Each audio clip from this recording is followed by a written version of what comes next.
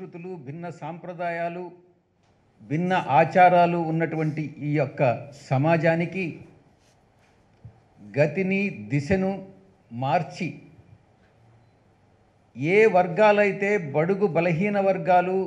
దళితులు, దళిత సోదరులు, సోదరీమణులు, అణగారినటువంటి వర్గాలకి ఆయన ఒక నిలువెత్తు రూపంగా నిలిచి మీకు నేనున్నాను,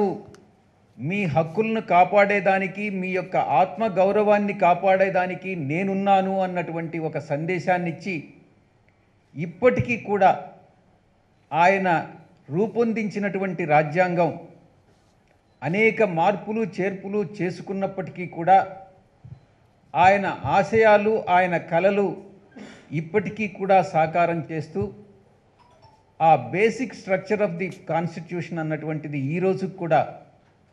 సమసమాజాన్ని నిర్మించేటటువంటి ఆ యొక్క ఆ క్రమాన్ని ఆయన ఏదైతే ప్రారంభించారో అది ఈ రోజు కూడా అది కొనసాగుతూ ఉందని చెప్పేదానికి నేను సంతోషిస్తూ ఉన్నా.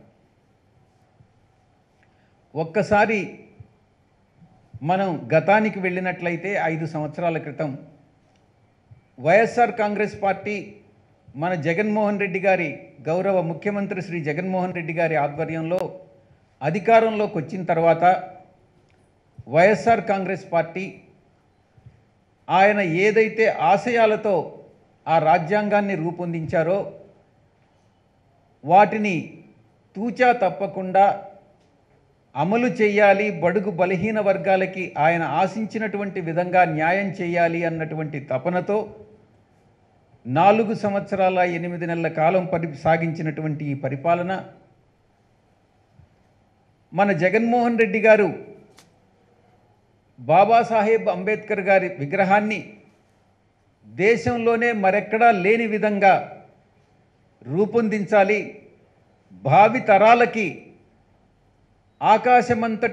ఆకాశమంత ఎత్తున్నటువంటి ఆ సంస్కారవంతుడి విగ్రహాన్ని భావి తరాలకు అందించి చిరస్థాయిగా ఈ యొక్క ఆంధ్ర రాష్ట్ర ముఖ్యమంత్రిగా ఆయన కూడా చరిత్ర పుటల్లో నిలిచిపోతారనడంలో సందేహం లేదు. ఒక్కసారి గతంలోకి వెళ్ళినట్టయితే నేను పల్లెటూరులో పుట్టి పెరిగినటువంటి వాడిని. నాకు కూడా తెలుసు పల్లెటూరులో ఆచార సాంప్రదాయాలు, వివక్షత ఎలా ఉన్నాయి అన్నటువంటిది. ఒక 30 సంవత్సరాల క్రితం వెళ్ళినట్లయితే, ఎక్కువ కాలం కూడా అవసరం లేదు, 30-40 సంవత్సరాలు వెనక్కి వెళ్ళినట్లయితే ఈ యొక్క అస్పృశ్యత అన్నటువంటిది, ఎవరైతే బడుగు బలహీన వర్గాలు ఉన్నారో వాళ్ళు ఆ యొక్క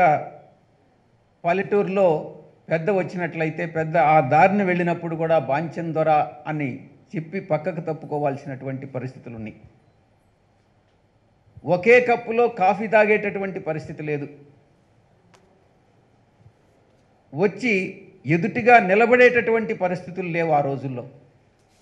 కూర్చోవడం వదిలేసేయండి.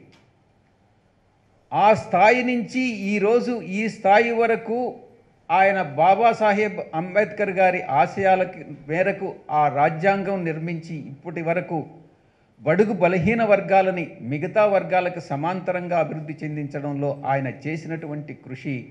ఎప్పటికీ మరవలేనిదన్నటువంటి విషయాన్ని తెలియజేస్తూ,